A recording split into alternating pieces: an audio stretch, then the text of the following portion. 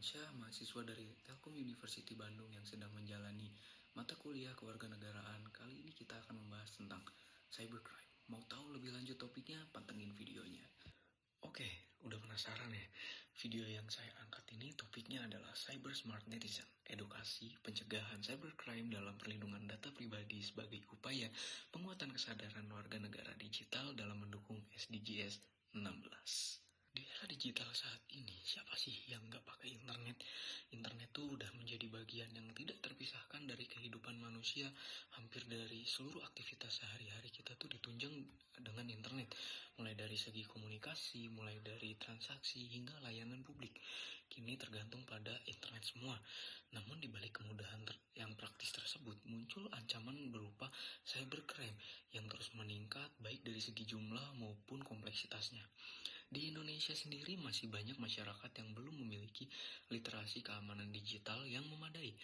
Hal ini menyebabkan kerentanan terhadap pencurian data, penipuan online, hingga penyalahgunaan informasi pribadi itu masih marak terjadi. Oleh karena itu, isu ini menjadi sangat relevan untuk SDGs 16 yang menekankan pada perdamaian, keadilan, dan institusi yang kuat termasuk dalam ruang digital. Tunggu dulu, sebelum kita lanjut, kita pahami dulu tujuan dari edukasi ini apa sih? Oke, tujuan dari edukasi ini yang pertama adalah meningkatkan kesadaran terhadap ancaman cybercrime. Yang kedua, memberikan pemahaman tentang pentingnya perlindungan data pribadi. Ketiga, mendorong pembentukan warga digital yang cerdas dan bertanggung jawab. Dan yang terakhir, mendukung implementasi SDGs 16 dalam ruang digital. Oke, setelah kita melihat urgensi dan tujuan dari edukasi tersebut, mari kita kupas tuntas bagaimana cybercrime di Indonesia. Cybercrime sendiri merupakan kejahatan yang dilakukan melalui teknologi digital, baik melalui komputer maupun jaringan internet.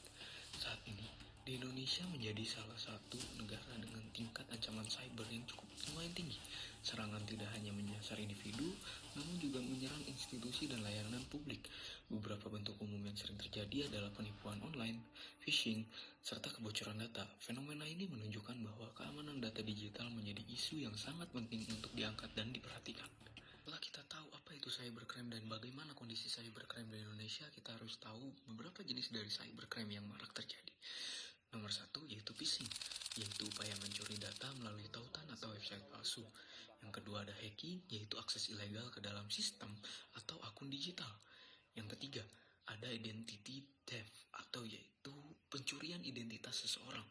Yang keempat ada social engineering atau manipulasi psikologis untuk mendapatkan suatu informasi. Dan yang terakhir ada data breach, yaitu kebocoran data dari suatu sistem organisasi.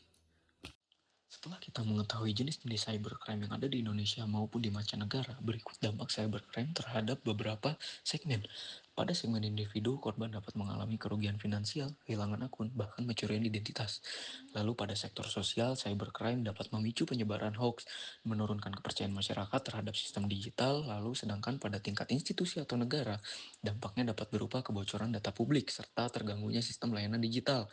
Hal ini menunjukkan bahwa cybercrime bukan hanya masalah teknis, tetapi juga masalah sosial dan keamanan. Setelah mengetahui dampaknya, kita harus bisa melindungi data pribadi kita karena secara langsung atau tidak langsung, data pribadi kita adalah segala informasi yang dapat mengidentifikasi seseorang.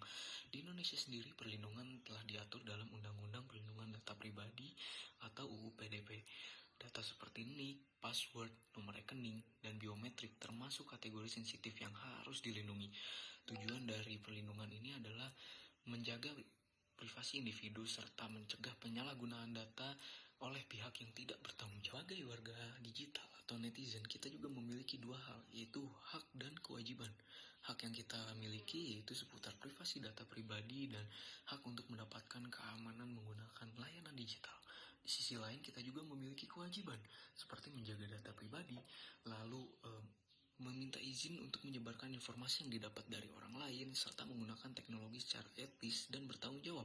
Keseimbangan antara hak dan kewajiban ini sangat penting dalam menciptakan ruang digital yang sehat dan aman. Oke, setelah dari semuanya, kita masuk ke intinya. Inti topik kita adalah Cyber Smart Netizen.